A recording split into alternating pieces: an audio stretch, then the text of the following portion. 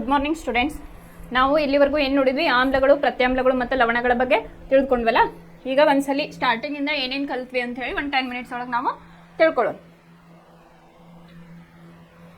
ಇಲ್ಲಿ ನೀವು ಕಲಿತಿರುವುದು ಅಂತ ಹೇಳಿ ಆಯ್ತು. ಇಲ್ಲಿವರೆಗೂ ನಾವೇನೇನು ಕಲಿತ್ವಿ ಅಥವಾ ಏನೇನು ಇದುವರೆಗೂ ನಾವು ಕಲ್ತ್ಕೊಂಡ್ವಿ ಅಂತ ಹೇಳಿ ನೋಡೋಣ. ಫಸ್ಟ್ ಆಯ್ತು, ಆಮ್ಲ ಪ್ರತ್ಯಾಮ್ಲ ಸೂಚಕಗಳು ರಂಗುಗಳು ಅಥವಾ ರಂಗುಗಳ ಮಿಶ್ರಣಗಳಾಗಿದ್ದು ಇವುಗಳನ್ನು ಆಮ್ಲ ಮತ್ತು ಪ್ರತ್ಯಾಮ್ಲಗಳ ಇರುವಿಕೆಯನ್ನು ಸೂಚಿಸಲು ಬಳಸುತ್ತಾರೆ ಅಂತ ಹೇಳಿ ಸೂಚಕಗಳ ಬಗ್ಗೆ ಹೇಳಿದೆ, ಅಥವಾ ಇಂಡಿಕೇಟರ್ ಅಂತ ಹೇಳಿ ಹೇಳಿದ್ದೆ. ಎದರಿಂದ ಮಾಡಿರ್ತಾರೆ ಅದನ್ನ ಒಂದು ಮರದಿಂದ ಮಾಡಿರ್ತಾರಲ್ಲ ಲೈಕೆ ಅಂತ ಹೇಳಿ, ಅಲ್ಲದು ನೇರಳೆ ಬಣ್ಣದಾಗಿರ್ತೈತೆ ಬೇಸಿಕಲಿ. ಅದರಿಂದ ಲಿಟ್ಮಸ್ ಪೇಪರ್ ಅಂತ ಹೇಳಿ ತಯಾರಿಸ್ತಾರೆ ಅಂತ ಹೇಳಿದ್ರ ಬಗ್ಗೆ ನಾವು ಫಸ್ಟ್ ಕ್ಲಾಸ್ ಒಳಗೆ ಕಲ್ತಿದ್ವಿ. ವಸ್ತುವಿನ ಆಮ್ಲೀಯ ಗುಣಕ್ಕೆ ಕಾರಣ ದ್ರಾವಣದಲ್ಲಿ H+ ಅಯಾನುಗಳ ಉಂಟಾಗುವಿಕೆ. ಆಸಿಡ್ ಅಂದ್ರೆ ಏನಂತ ಹೇಳಿ ನೋಡಿದ್ವಿ, ಅಲ್ಲಿ H+ ಅಯಾನ್ ಸಾಂದ್ರತೆ ಹೆಚ್ಚಿಗೆ ಇರ್ತದೆ ಅಂತ ಹೇಳಿ. ದ್ರಾವಣದಲ್ಲಿ OH- ಅಯಾನುಗಳ ಉಂಟಾಗುವಿಕೆ ವಸ್ತುವಿನ ಪ್ರತ್ಯಾಮ್ಲದ ಗುಣಕ್ಕೆ ಕಾರಣವಾಗಿದೆ ಅಂತ ಹೇಳಿ. ಏನು ಇಲ್ಲಿ OH- ಅಯಾನ್ ಕಾನ್ಸಂಟ್ರೇಷನ್ ಜಾಸ್ತಿ ಇತ್ತಂದ್ರೆ ಅದು ಪ್ರತ್ಯಾಮ್ಲೀಯ ಅಂತ ಹೇಳಿ ನಾವು ನೋಡಿದ್ವಿ. ಆಮ್ಲವು ಲೋಹದೊಂದಿಗೆ ವರ್ತಿಸಿದಾಗ ಹೈಡ್ರೋಜನ್ ಅನಿಲದ ಬಿಡುಗಡೆಯಾಗುತ್ತದೆ ಮತ್ತು ಸಂಬಂಧಪಟ್ಟ ಲವಣ ಉಂಟಾಗುತ್ತದೆ. ಇಲ್ಲೇನು ಹೇಳಿದಾರ, ಆಮ್ಲ ಯಾವ್ದಾದ್ರು ಒಂದು ಮೆಟಲ್ ಜೊತೆಗೆ ಅದು ರಿಯಾಕ್ಟ್ ಆದಾಗ ಏನಾಗ್ತೈತಿ, ಅದಕ್ಕೆ ಸಂಬಂಧಪಟ್ಟಿದ್ದ ಒಂದು ಲವಣ ಉಂಟಾಗ್ತೈತಿ ಮತ್ತು ಹೈಡ್ರೋಜನ್ ಅಯಾನುಗಳು ಇಲ್ಲಿ ಫಾರ್ಮೇಶನ್ ಆಗ್ತಾವ ಅಂತ ಹೇಳಿ ನಾವು ಕಲ್ತಿದ್ವಿ. ಪ್ರತ್ಯಾಮ್ಲ ಒಂದು ಲೋಹದೊಂದಿಗೆ ವರ್ತಿಸಿದಾಗ ಹೈಡ್ರೋಜನ್ ಅನಿಲದ ಬಿಡುಗಡೆಯೊಂದಿಗೆ ಲವಣವನ್ನು ಉಂಟು ಮಾಡುತ್ತದೆ. ಇಲ್ಲಿ ಕೂಡ ಏನಾಗ್ತೈತಿ, ಪ್ರತ್ಯಾಮ್ಲ ಲೋಹದೊಂದಿಗೆ ಮೆಟಲ್ ಜೊತೆಗೆ ಅದು ರಿಯಾಕ್ಟ್ ಆದಾಗ ಏನಾಗ್ತೈತಿ, ಇಲ್ಲಿ ಕೂಡ ಹೈಡ್ರೋಜನ್ ಅನಿಲ ಕೂಡ ಬರ್ತೈತಿ, ಪ್ಲಸ್ ಇಲ್ಲೇ ಲವಣಗಳು ಕೂಡ ಇಲ್ಲೇ ಬರ್ತವೆ ಅಂತ ಹೇಳಿ. ಲವಣವು ಆಕ್ಸಿಜನ್ ಮತ್ತು ಲೋಹದಿಂದಾದ ಋಣ ಅಯಾನವನ್ನು ಒಳಗೊಂಡಿದೆ. ಕ್ಯಾಟಯನ್ ಆನಯನ್ ಬಗ್ಗೆ ನಾನು ಹೇಳಿದೆ. ಈಗ NaCl ತಗೊಂಡ್ರೆ Na+Cl- ಅಂತ ಹೇಳಿ. ಒಂದು ಆಮ್ಲವು ಒಂದು ಲೋಹದ ಕಾರ್ಬೋನೇಟ್ ಅಥವಾ ಲೋಹದ ಹೈಡ್ರೋಜನ್ ಕಾರ್ಬೋನೇಟ್ನೊಂದಿಗೆ ವರ್ತಿಸಿದಾಗ ಅದಕ್ಕೆ ಸಂಬಂಧಪಟ್ಟ ಲವಣ, ಕಾರ್ಬನ್ ಡೈಆಕ್ಸೈಡ್ ಅನಿಲ ಮತ್ತು ನೀರನ್ನ ಉಂಟು ಮಾಡುತ್ತದೆ ಅಂತ ಹೇಳಿ ಕಲ್ತ್ವಿ ನಾವು. ಆಮ್ಲ ಮತ್ತು ಪ್ರತ್ಯಾಮ್ಲದ ಜಲೀಯ ದ್ರಾವಣಗಳು ವಿದ್ಯುತ್ ವಾಹಕಗಳಾಗಿವೆ, ಏಕೆಂದರೆ ಅವು ಕ್ರಮವಾಗಿ ಹೈಡ್ರೋಜನ್ ಮತ್ತು ಹೈಡ್ರಾಕ್ಸೈಡ್ ಅಯಾನುಗಳನ್ನು ಉತ್ಪತ್ತಿ ಮಾಡುತ್ತವೆ ಅಂತ ಹೇಳಿ ನಾವು ಮೊನ್ನೆ ಕ್ಲಾಸಲ್ಲಿ ಇದ್ರ ಬಗ್ಗೆ ತಿಳ್ಕೊಂಡಿದ್ವಿ. ಆಮ್ಲ ಅಥವಾ ಪ್ರತ್ಯಾಮ್ಲದ ಸಾಮರ್ಥ್ಯವನ್ನು pH ಅಳತೆ ಪಟ್ಟಿ, ಇದ್ರದ್ದು ರೇಂಜ್ ಎಷ್ಟು, 0 to 14 ಎಂಬ ಮಾಪಕ ಬಳಸಿ ಪರೀಕ್ಷಿಸಲಾಗುತ್ತದೆ. ಇದ್ರ ದ್ರಾವಣದಲ್ಲಿನ ಹೈಡ್ರೋಜನ್ ಅಯಾನುಗಳ ಸಾರತೆಯನ್ನು ಇಲ್ಲಿ ಸೂಚಿಸ್ತದೆ ಅಂತ ಹೇಳಿ ಹೇಳಿದೆ. ಇದನ್ನ ನಿನ್ನೆ ಮತ್ತು ಮೊನ್ನೆ ಕ್ಲಾಸ್ ಒಳಗೆ ಇದ್ರ ಬಗ್ಗೆ pH ಪೇಪರ್ ಬಗ್ಗೆ ನಾವು ಕಲ್ತಿದ್ವಿ. ಆಮ್ಲ ಅಂದ್ರೆ 7ಕ್ಕಿಂತ ಕಡಿಮೆ, ಪ್ರತ್ಯಾಮ್ಲ ಅಂದ್ರೆ 7ಕ್ಕಿಂತ ಹೆಚ್ಚಿಗೆ pH ಇದ್ದಿದ್ದು, ನ್ಯೂಟ್ರಲ್ ಅಥವಾ ತಟಸ್ಥ ಅಂದ್ರೆ 7 ಅಂತ ಹೇಳಿ ನಾವು ಇಲ್ಲಿ ಕಲ್ತ್ಕೊಂಡಿದ್ವಿ. ಆಮೇಲೆ ತಟಸ್ಥ ದ್ರಾವಣದ ನಿಖರವಾದ pH ಮೌಲ್ಯ 7 ಹೇಳಿದ್ನಲ್ಲ, ಅಲ್ಲೇ ತಟಸ್ಥವಾದ ದ್ರಾವಣದ pH ಎಷ್ಟಿರ್ತೈತಿ, 7 ಇರ್ತೈತಿ. ಆಮ್ಲೀಯ ದ್ರಾವಣದ pH 7ಕ್ಕಿಂತ ಕಡಿಮೆ ಇರುತ್ತದೆ, ಪ್ರತ್ಯಾಮ್ಲೀಯ ದ್ರಾವಣದ pH ಮೌಲ್ಯ 7ಕ್ಕಿಂತ ಹೆಚ್ಚಿಗೆ ಇರುತ್ತದೆ ಅಂತ ಹೇಳಿ. ಆಮೇಲೆ ಜೀವಿಗಳು ಸೂಕ್ತ pH ವ್ಯಾಪ್ತಿಯಲ್ಲಿ ತಮ್ಮ ಉಪಚಯ ಕ್ರಿಯೆಗಳನ್ನು ನಡೆಸುತ್ತವೆ ಅಂತ ಹೇಳಿ ಗೊತ್ತಾಯ್ತು. ಸಾರೀಕೃತ ಆಮ್ಲ ಅಥವಾ ಪ್ರತ್ಯಾಮ್ಲಗಳನ್ನು ನೀರಿನೊಂದಿಗೆ ಮಿಶ್ರಣಗೊಳಿಸುವುದು ಅತಿ ಬಹಿರುಷ್ಣಕ ಪ್ರಕ್ರಿಯೆ ಆಗಿದೆ.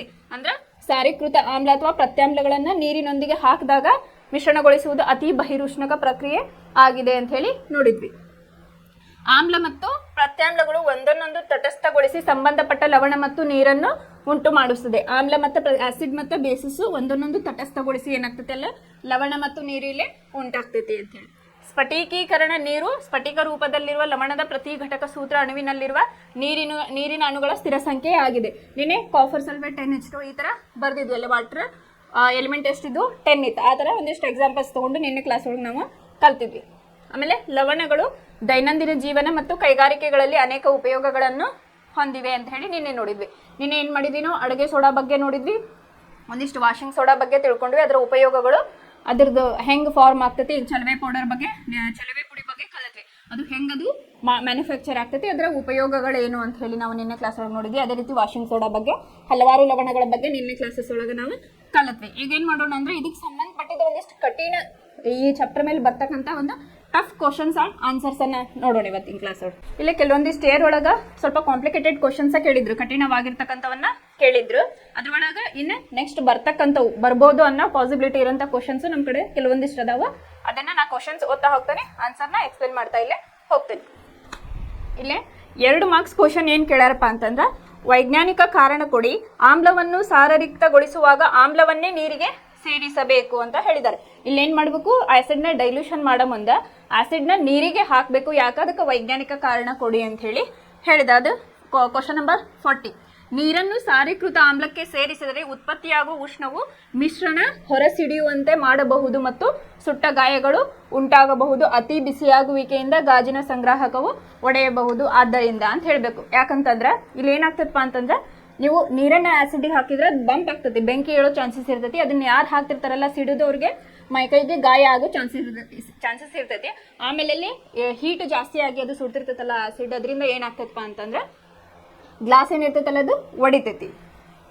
ನೆಕ್ಸ್ಟ್, ಒಂದು ಜಮೀನಿಗೆ ಕೃಷಿ ತಜ್ಞರು ನಿರ್ದಿಷ್ಟ ಪ್ರಮಾಣದ ಸುಣ್ಣವನ್ನು ಸೇರಿಸಲು ಸಲಹೆ ನೀಡಿದ್ದಾರೆ, ಇದಕ್ಕೆ ಕಾರಣವನ್ನ ತಿಳಿಸಿ ಅಂತ ಹೇಳಿ ಹೇಳಿದ್ದಾರೆ. ಇಲ್ಲೇ ಏನು ಕ್ವಶನ್, ಒಂದು ಜಮೀನಿಗೆ ಕೃಷಿ ತಜ್ಞರು ನಿರ್ದಿಷ್ಟ ಪ್ರಮಾಣದ ಸುಣ್ಣವನ್ನು ಸೇರಿಸಲು ಹೇಳಿದ್ದಾರೆ, ವೈಜ್ಞಾನಿಕ ಕಾರಣ ಕೊಡಿ ಅಂತ ಹೇಳಿದ್ದಾರೆ. ಇದು 41 ಕ್ವಶನ್ ನಂಬರ್. ಸಸ್ಯಗಳ ಆರೋಗ್ಯಕರ ಬೆಳವಣಿಗೆಗೆ ನಿರ್ದಿಷ್ಟ pH ವ್ಯಾಪ್ತಿಯ ಅಗತ್ಯವಿದೆ. ಅವನ ಜಮೀನಿನ ಮಣ್ಣು ಆಮ್ಲೀಯವಾಗಿದೆ ಅಂತ ಹೇಳಿ. ಯಾಕಂತಂದ್ರೆ ಅದು ಅಸಿಡಿಫೈ ಆಗೈತಿ, ಸಾಯಿಲ್ ಅವರು ಇರ್ತಕ್ಕಂಥ ಹೊಲ ಏನಾಗಿರ್ತೈತಿ ಮಣ್ಣು ಅಸಿಡಿಫೈ ಆಮ್ಲೀಯವಾಗೈತಿ. ಆಮೇಲೆ ಸಸ್ಯಗಳಿಗೆ ಅದರದೇ ಆದಂಥ ಒಂದು pH ಮೇಂಟೆನೆನ್ಸ್ ಇರಬೇಕು. ಆದ್ದರಿಂದ ಸುಣ್ಣವು ಪ್ರತ್ಯಾಮ್ಲೀಯ, ಆದ್ದರಿಂದ ಮಣ್ಣಿಗೆ ಸುಣ್ಣವನ್ನು ಸೇರಿಸಿದಾಗ ಅದರ ಆಮ್ಲೀಯತೆ ಕಡಿಮೆ ಆಗುತ್ತದೆ. ಆ ಸುಣ್ಣ ಏನು ನಮ್ದು ಪ್ರತ್ಯಾಮ್ಲೀಯ, ಆ ಅಸಿಡಿಫಿಕೇಶನ್ ಏನೈತಲ್ಲ ಮಣ್ಣು ಅದಕ್ಕೆ ಸುಣ್ಣವನ್ನ ಹಾಕಿದಾಗ ಪ್ರತ್ಯಾಮ್ಲೀಯವಾಗ್ತೈತಿ. ಆದ್ದರಿಂದ ಇದನ್ನ ಹಾಕಬೇಕು ಅಂತ ಹೇಳಿ ಹೇಳೋಣ. ಇನ್ನು A, B ಮತ್ತು C ದ್ರಾವಣಗಳ pH ಮೌಲ್ಯಗಳು ಕ್ರಮವಾಗಿ 5, 6 ಮತ್ತು 7 ಆಗಿವೆ. ಇವುಗಳಲ್ಲಿ ಅತ್ಯಂತ ಹೆಚ್ಚು ಆಮ್ಲೀಯ ಸ್ವಭಾವವನ್ನು ಹೊಂದಿರುವ ದ್ರಾವಣ ಯಾವುದು ಅಂತ ಹೇಳಿ ಕೇಳಿದ್ದಾರೆ. 42ನೇ ಕ್ವಶನ್. ಇಲ್ಲೇ A ದ್ರಾವಣ ಅತ್ಯಂತ ಹೆಚ್ಚು ಆಮ್ಲೀಯ ಸ್ವಭಾವವನ್ನು ಹೊಂದಿದೆ. ಇಲ್ಲೇ ಏನು ಹೇಳಿದಾರೆ, A, B ಮತ್ತು C ಇದ್ರೊಳಗೆ ಇದ್ರ ಕ್ರಮವಾಗಿ 5 ಇಲ್ಲೇ Aದ್ದು 5, Bದ್ದು 6 ಮತ್ತು Cದ್ದು 7 ಅಂತ ಹೇಳಿ ಹೇಳಿದ್ದಾರೆ. ಇವುಗಳಲ್ಲಿ ಅತ್ಯಂತ ಹೆಚ್ಚು ಆಮ್ಲೀಯ ಸ್ವಭಾವವನ್ನು ಹೊಂದಿರುವ ದ್ರಾವಣ ಯಾವುದು? ಏಕೆ ಅದೇನಾಗ್ತದಪ್ಪ ಅಂತಂದ್ರೆ ಇಲ್ಲೇ A ದ್ರಾವಣ ಅತಿ ಹೆಚ್ಚು ಆಮ್ಲೀಯ ಸ್ವಭಾವವನ್ನು ಹೊಂದಿದೆ. ಹೆಚ್ಚು H+ ಅಯಾನುಗಳು ಇಲ್ಲಿ ಹೊಂದಿರುವುದು.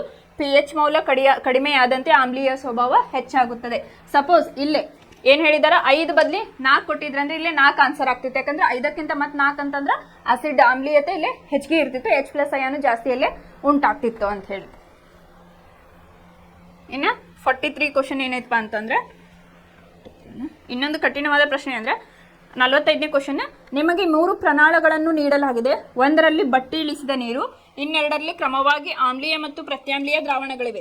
ನಿಮಗೆ ಕೆಂಪು ಲಿಟ್ಮಸ್ ಕಾಗದವನ್ನು ಮಾತ್ರ ನೀಡಿದರೆ ಪ್ರಣಾಳದಲ್ಲಿನ ಪ್ರತಿಯೊಂದು ದ್ರಾವಣದ ಸ್ವಭಾವವನ್ನು ಹೇಗೆ ಗುರುತಿಸುವಿರಿ ಅಂತ ಹೇಳಿ. ಕ್ವಶನ್ ಏನು, ಇಲ್ಲೇ 3 ಪ್ರಣಾಳಗಳನ್ನು ನೀಡಲಾಗಿದೆ. ಅದ್ರೊಳಗ ಬಟ್ಟಿ ಇಳಿಸಿದ ನೀರು, ಒಂದ್ರಾಗ ಬಟ್ಟಿ ಇಳಿಸಿದ ನೀರು ಇರ್ತೈತಿ, ಇನ್ನೆರಡರ ಕ್ರಮವಾಗಿ ಆಮ್ಲೀಯ ಮತ್ತು ಪ್ರತ್ಯಾಮ್ಲೀಯ ದ್ರಾವಣಗಳಿವೆ.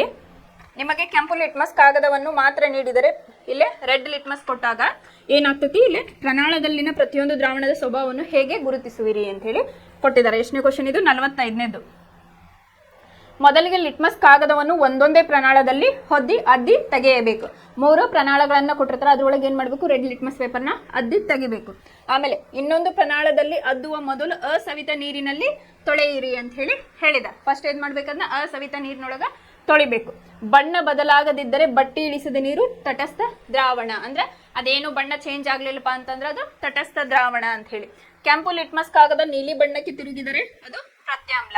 ಕೆಂಪು ಲಿಟ್ಮಸ್ ಕಾಗದ ಕೆಂಪು ಬಣ್ಣಕ್ಕೆ ಬದಲಾದರೆ ಅದು ಆಮ್ಲ. ಇದ್ರ ಬಗ್ಗೆ ನಿನ್ನೆ ಕ್ಲಾಸ್ ಒಳಗೆ ನಾವು ಕಲ್ತಿದ್ವಿ, ಆಮ್ಲ, ಪ್ರತ್ಯಾಮ್ಲ ಮತ್ತು ತಟಸ್ಥ ಅಂತ ಹೇಳಿ. ಆ ಪೇಪರ್ನ ಅದ್ದಾಗ ಅಲ್ಲಿ ಏನಾಗ್ತೈತಿ, ಕೆಂಪು ಲಿಟ್ಮಸ್ ಕಾಗದ ನೀಲಿ ಬಣ್ಣಕ್ಕೆ ತಿರುಗಿದರೆ ಅದು ಪ್ರತ್ಯಾಮ್ಲ, ಅದು ರೆಡ್ ಇತ್ತಂದ್ರೆ ಅದು ಏನು ಆಮ್ಲ, ಮತ್ತು ಅದು ಬಣ್ಣ ಬದಲಾಗದಿದ್ದರೆ ಅಥವಾ ಅದೇ ಬಣ್ಣ ಬದಲಾಗದಿದ್ದರೆ ಬಟ್ಟಿ ಇಳಿಸದೆ ನೀರೋದು ತಟಸ್ಥ ದ್ರಾವಣ, ಅಂದ್ರೆ 7 pH ಅಂತ ಹೇಳಿ. ಇನ್ನು 46ನೇ ಕ್ವಶನ್.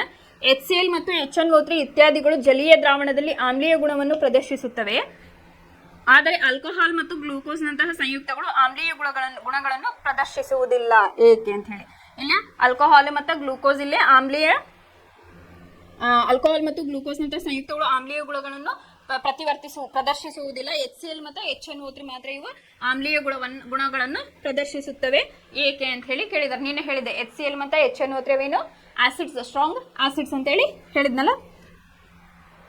ಇಲ್ಲಿ HCl ಮತ್ತು HNO3 ಇತ್ಯಾದಿಗಳು ಜಲೀಯ ದ್ರಾವಣದಲ್ಲಿ ಹೈಡ್ರೋಜನ್ ಅಯಾನುಗಳನ್ನು ಉಂಟು ಮಾಡುತ್ತವೆ. ಆಲ್ಕೋಹಾಲ್ ಮತ್ತು ಗ್ಲೂಕೋಸ್ನಂತಹ ಸಂಯುಕ್ತಗಳು ಹೈಡ್ರೋಜನ್ ಅನ್ನು ಹೊಂದಿದ್ದರೂ ಹೈಡ್ರೋಜನ್ ಅಯಾನುಗಳನ್ನು ಉಂಟು ಮಾಡುವುದಿಲ್ಲ. ಇಲ್ಲೇನಾಗ್ತೈತಿ, HCl ಮತ್ತು HNO3 ಹೈಡ್ರೋಜನ್ ಅಯಾನುಗಳನ್ನು ಬಿಡುಗಡೆಯನ್ನ ಉಂಟು ಮಾಡ್ತಾವೆ.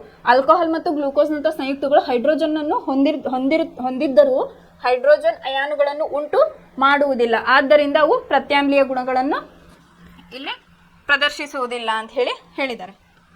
ನೆಕ್ಸ್ಟ್ 47. ಮಳೆ ನೀರು ವಿದ್ಯುತ್ ಪ್ರವಾಹವನ್ನು ಹರಿಯಲು ಬಿಡುತ್ತದೆ, ಆದರೆ ಅಸವಿತ ನೀರು ವಿದ್ಯುತ್ ಪ್ರವಾಹವನ್ನು ಹರಿಯಲು ಬಿಡುವುದಿಲ್ಲ. ಏಕೆ? ಇಲ್ಲೇ ಕ್ವಶನ್ ನೋಡ್ರಿ. ಮಳೆ ನೀರು ವಿದ್ಯುತ್ ಪ್ರವಾಹವನ್ನು ಹರಿಯಲು ಬಿಡುತ್ತದೆ, ಅಸವಿತ ನೀರು ವಿದ್ಯುತ್ ಪ್ರವಾಹವನ್ನು ಹರಿಯಲು ಬಿಡುವುದಿಲ್ಲ. ಏಕೆ ಅಂತ ಕೇಳಿದ್ದಾರೆ. 47. ದ್ರಾವಣದಲ್ಲಿ ವಿದ್ಯುತ್ ಪ್ರವಾಹವು ಅಯಾನುಗಳ ಮೂಲಕ ಸಾಗಿಸಲ್ಪಡುತ್ತದೆ. ಅಲ್ಲಿ ಏನಾಗ್ತದೆ? ಅಯಾನು, ಕ್ಯಾಟಯನು, ಆನಯನ. ಇಲ್ಲೇ ಅದ್ರ ಮೂಲಕ ಇಲ್ಲಿ ಏನಾಗ್ತಿರ್ತದಪ್ಪ ಅಂತಂದ್ರೆ ಅಯಾನುಗಳ ಮೂಲಕ ಅಲ್ಲೇ ನಡೀತಾ ಇರ್ತೈತಿ. ಮಳೆ ನೀರಲ್ಲಿ ಕರಗಿರುವ ಲವಣಗಳಿದ್ದು ಅವು ಅಯಾನುಗಳಾಗಿ ವಿಭಜನೆಗೊಂಡು ವಿದ್ಯುತ್ ಪ್ರವಾಹವನ್ನು ಸಾಗಿಸುತ್ತವೆ. ಇಲ್ಲೇನಾಗಿರ್ತೈತಿ? ಮಳೆ ನೀರೊಳಗ ಹಲವಾರು ಲವಣಗಳಿರ್ತಾವ, ಅವು ಅಯಾನುಗಳಾಗಿ ವಿಭಜನೆಯನ್ನ ಹೊಂತಾವ. ಹಂಗಾಗಿ ಏನಾಗ್ತೈತಿ? ಅಲ್ಲಿ ಅಲ್ಲಿ ವಿದ್ಯುತ್ ಪ್ರವಾಹವನ್ನು ಸಾಗಿಸುತ್ತವೆ.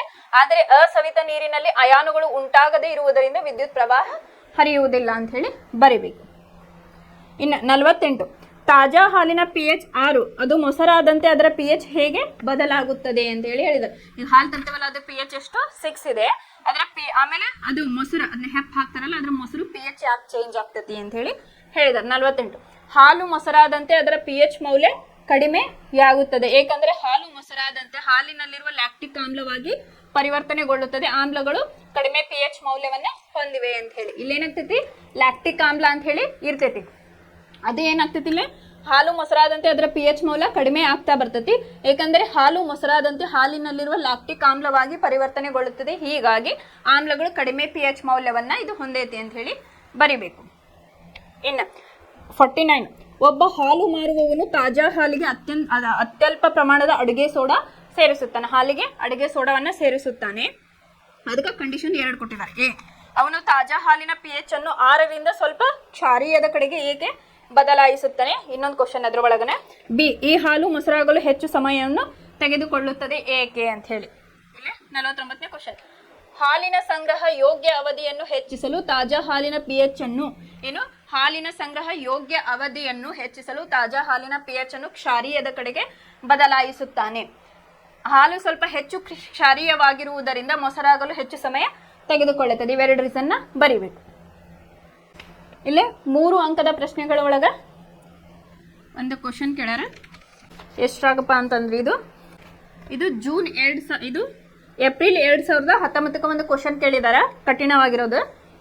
ಜಲೀಯ ಸೋಡಿಯಂ ಕ್ಲೋರೈಡ್ ದ್ರಾವಣದಲ್ಲಿ ಕೆಂಪು ಲಿಟ್ಮಸ್ ಕಾಗದ ಮತ್ತು ನೀಲಿ ಲಿಟ್ಮಸ್ ಕಾಗದಗಳನ್ನು ಅದ್ದಿದಾಗ ಅವುಗಳ ಬಣ್ಣದಲ್ಲಿ ಯಾವುದೇ ಬದಲಾವಣೆ ಇರುವುದಿಲ್ಲ. ಆದರೆ ಅದೇ ದ್ರಾವಣದ ಮೂಲಕ ನೇರ ವಿದ್ಯುತ್ ಹಾಯಿಸಿದ ನಂತರ ಕೆಂಪು ಲಿಟ್ಮಸ್ ನೀಲಿ ಬಣ್ಣಕ್ಕೆ ತಿರುಗುತ್ತದೆ. ಈ ಬದಲಾವಣೆಗೆ ಕಾರಣವಾದ ಉತ್ಪನ್ನ ಯಾವುದು? ಈ ಉತ್ಪನ್ನದ ಯಾವುದಾದರೂ 2 ಉಪಯೋಗಗಳನ್ನು ಬರೆಯಿರಿ ಅಂತ ಹೇಳಿದ್ದಾರೆ. 52ನೇ ಕ್ವಶನ್. ಇಲ್ಲಿ ಆನ್ಸರ್ ಏನ್ ಬರೀ? ಸೋಡಿಯಂ ಹೈಡ್ರಾಕ್ಸೈಡ್ ಒಂದೇ. ಆಮೇಲೆ ಲೋಹಗಳ ಜಿಡ್ಡು ನಿವಾರಣೆಗೆ ಸಾಬೂನು ಮತ್ತು ಮಾರ್ಜಕಗಳು ಕಾಗದ ತಯಾರಿಕೆ, ಕೃತಕ ನೂರುಗಳ ತಯಾರಿಕೆಯಲ್ಲಿ ಬಳಸ್ತಾರ ಅಂತ ಬರೀರಿ. ಜಲೀಯ ಸೋಡಿಯಂ 52ನೇ ದಾತಲ್ಲ. ಜಲೀಯ ಸೋಡಿಯಂ ಕ್ಲೋರೈಡ್ ದ್ರಾವಣದಲ್ಲಿ, ಇಲ್ಲಿ ಸೋಡಿಯಂ ಕ್ಲೋರೈಡ್ ಅಂದ್ರೆ ಡಿಸಾಲ್ವ್, ಅಲ್ಲೇ ನೀರೊಳಗದನ್ನ ಡಿಸಾಲ್ವ್ ಮಾಡಿರ್ತಾರೆ, ಅದಕ್ಕೆ ಜಲೀಯ ಅಂತ ಹೇಳಿ ಉಪಯೋಗ ಮಾಡ್ಯಾರ. ಜಲೀಯ ಸೋಡಿಯಂ ಕ್ಲೋರೈಡ್ ದ್ರಾವಣದಲ್ಲಿ ಕೆಂಪು ಲಿಟ್ಮಸ್ ಕಾಗದ ಮತ್ತು ನೀಲಿ ಲಿಟ್ಮಸ್ ಕಾಗದ ಅದ್ದಿದಾಗ ಅವುಗಳ ಬಣ್ಣದಲ್ಲಿ ಯಾವುದೇ ಬದಲಾವಣೆ ಇರುವುದಿಲ್ಲ. ಆದರೆ ಅದೇ ದ್ರಾವಣದ ಮೂಲಕ ನೇರ ವಿದ್ಯುತ್ ಹಾಯಿಸಿದಾಗ ನಂತರ ಕೆಂಪು ಲಿಟ್ಮಸ್ ನೀಲಿ ಬಣ್ಣಕ್ಕೆ ತಿರುಗುತ್ತದೆ. ಈ ಬದಲಾವಣೆಗೆ ಕಾರಣವಾದ ಉತ್ಪನ್ನ ಯಾವುದು? ಇಲ್ಲಿ ಸೋಡಿಯಂ ಹೈಡ್ರಾಕ್ಸೈಡ್ ಅಂದೇಳಿ ಇದಕ್ಕೆ ಫಸ್ಟ್ ಆನ್ಸರ್ ಬರೀರಿ. ಆಮೇಲೆ ಇಲ್ಲಿ ಈ ಉತ್ಪನ್ನದ ಯಾವುದಾದರೂ 2 ಉಪಯೋಗಗಳನ್ನ ಇಲ್ಲಿ ಬರೆಯಿರಿ ಅಂತ ಹೇಳಾರ. ಒಂದು ಲೋಹಗಳ ಜಿಡ್ಡು ನಿವಾರಣೆಗೆ ಬಳಸ್ತಾರ ಅಂತ ಹೇಳಿ ಬರೀರಿ. ಇನ್ನೊಂದು ಸಾಬೂನು ಮಾರ್ಜಕಗಳು ಕಾಗದ ತಯಾರಿಕೆ, ಕೃತಕ ನೂಲುಗಳ ತಯಾರಿಕೆಯಲ್ಲಿ ಬಳಸ್ತಾರ ಅಂತ ಹೇಳಿ ಬರೀರಿ. ಇದು 3 ಮಾರ್ಕ್ಸ್ ಇಂದ ಕ್ವಶನ್. ಜೂನ್ 2019 ಕೇಳಿದ್ದಾರೆ. ಏಪ್ರಿಲ್ 2019 ಇದನ್ನ ಕೇಳಿದ್ದಾರೆ. ನೆಕ್ಸ್ಟ್, ಕೆಳಗಿನ ಕೋಷ್ಟಕದಲ್ಲಿ 4 ದ್ರಾವಣಗಳ pH ಮೌಲ್ಯಗಳನ್ನ ಕೊಟ್ಟಿದೆ ಅಂತ ಹೇಳಾರಿಲ್ಲ. ಇಲ್ಲ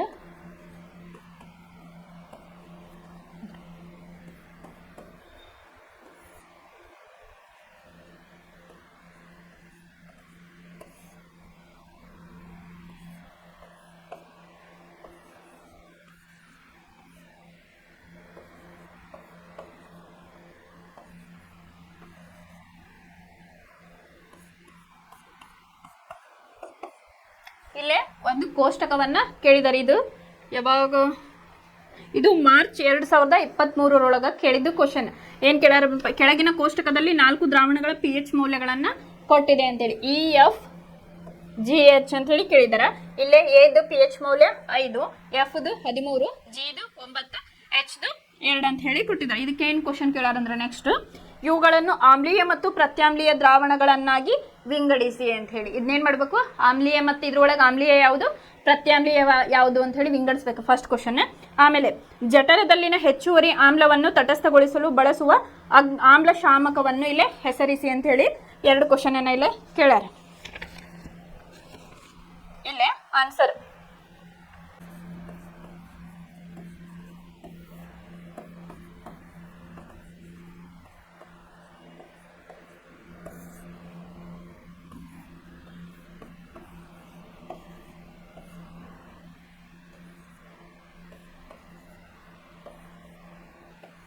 ಇಲ್ಲೇ ಫಸ್ಟ್ ಒಂದು ಕೋಷ್ಟಕವನ್ನ ಕೊಟ್ಟಾರ. ಇಲ್ಲೇ ಅದರದ್ದು pH ಮೌಲ್ಯ ಯಾವ್ದಾವ್ದು ಅಂತ ಹೇಳಿ ಒಂದು ಎಲಿಮೆಂಟ್ ಅನ್ನ ಏನ್ ಮಾಡಿದಾರೆ, EFGH ಅಂತ ಹೇಳಿ ಇಲ್ಲಿ ಕೊಟ್ಟಿದ್ದಾರೆ.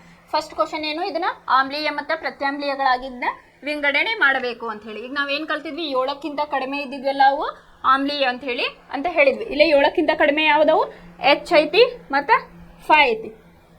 ಇಲ್ಲ ಆಮ್ಲೀಯ ದ್ರಾವಣ ಯಾವ್ದಾಯ್ತು, E ಮತ್ತು H. E ಮತ್ತು H ಏನಾಯ್ತು ಇಲ್ಲಿ ಆಮ್ಲೀಯ, ಇದು ಆಸಿಡ್ ಅಥವಾ ಆಮ್ಲೀಯ ಅಂತ ಹೇಳಿ.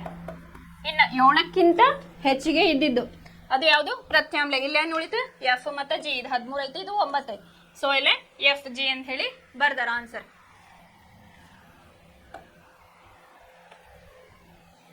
ಆಮೇಲೆ ಬಿ ಕ್ವಶನ್ ಏನಪ್ಪಾ ಅಂದ್ರೆ, ಜಠರದಲ್ಲಿನ ಹೆಚ್ಚುವರಿ ಆಮ್ಲವನ್ನು ತಟಸ್ಥಿಗೊಳಿಸಲು ಬಳಸುವ ಆಮ್ಲ ಶಾಮಕವನ್ನು ಹೆಸರಿಸಿ ಅಂತ ಹೇಳಿ ಹೇಳ್ಯಾರ. ಯಾವುದು, ಮ್ಯಾಗ್ನೇಷಿಯಂ ಹೈಡ್ರಾಕ್ಸೈಡ್ ಬಾತ್ ಅಥವಾ ಮಿಲ್ಕ್ ಆಫ್ ಮ್ಯಾಗ್ನೇಷಿಯಾ MHOH2. ಇದು 3 ಒಂದ. ಇದು ಮ್ಯಾಗ್ನೇಷಿಯಂ ಹೈಡ್ರಾಕ್ಸೈಡ್ ಅಂತಾನೆ ಬರೀರಿ, ಇಲ್ಲ ಮಿಲ್ಕ್ ಆಫ್ ಮ್ಯಾಗ್ನೇಷಿಯಾ ಅಂತ ಬರೀರಿ, ಅಥವಾ MgOH2, ಸೋಡಿಯಂ ಹೈಡ್ರೋಜನ್ ಕಾರ್ಬೋನೇಟ್. ಇವೇನ್ ಮಾಡ್ತಾವ ಅಂತಂದ್ರೆ, ಇವು ಇಲ್ಲಿ ಜಠರದಲ್ಲಿನ ಹೆಚ್ಚುವರಿ ಆಮ್ಲವನ್ನು ಇಲ್ಲೇ ತಟಸ್ಥಗೊಳಿಸಾಕ ಇವು ಹೆಲ್ಪ್ ಮಾಡ್ತಾವು. ಅವು ಯಾವಂತ ಹೇಳಿಲೆ ಬರಿಬೇಕು. ಇದು ಯಾವಾಗ, ಮಾರ್ಚ್ 2023 ಕೇಳ್ಯಾರ.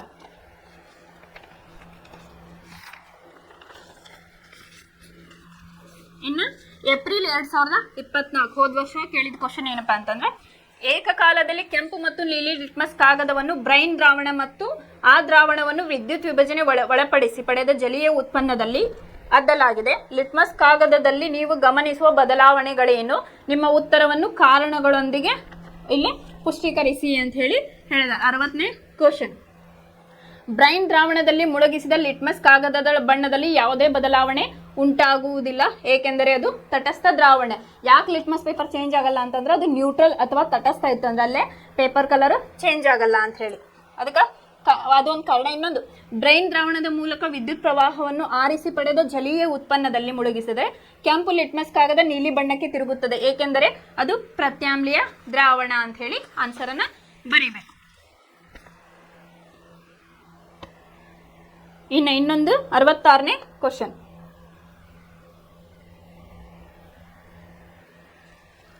ನೀಲಿ ಲಿಟ್ಮಸ್ ಕಾಗದವನ್ನು ಉಪಯೋಗಿಸಿಕೊಂಡು ಒಂದು ದ್ರಾವಣವನ್ನು ಪ್ರತ್ಯಾಮ್ಲೀಯ ದ್ರಾವಣವೆಂದು ಹೇಗೆ ಗುರುತಿಸುವಿರಿ? ಏನಿಲ್ಲ, ನೀಲಿ ಲಿಟ್ಮಸ್ ಕಾಗದವನ್ನು ಉಪಯೋಗಿಸಿಕೊಂಡು ಒಂದು ದ್ರಾವಣವನ್ನು ಪ್ರತ್ಯಾಮ್ಲೀಯ ದ್ರಾವಣವೆಂದು ಹೇಗೆ ಗುರುತಿಸುವಿರಿ ಅಂತ ಹೇಳಿ ಗೊತ್ತಾಯ್ತು. ಅದಕ್ಕೆ ಇನ್ನೊಂದು ಏನ್ ಕ್ವಶನ್ ಏನ್ ಕೇಳ್ಯಾರಂದ್ರ, ಯಾವ ಸಂದರ್ಭದಲ್ಲಿ ಒಬ್ಬ ರೈತ ತನ್ನ ಕೃಷಿ ಭೂಮಿಯ ಮಣ್ಣಿಗೆ ಅರಳಿದ ಸುಣ್ಣವನ್ನ ಬೆರೆಸುತ್ತಾನೆ? ಈಗಾಗಲೇ 2 ಮಾರ್ಕ್ಸ್ ಕ್ವಶನ್ ಒಳಗೂ ಇದನ್ನ ಕೇಳಿದ್ರು.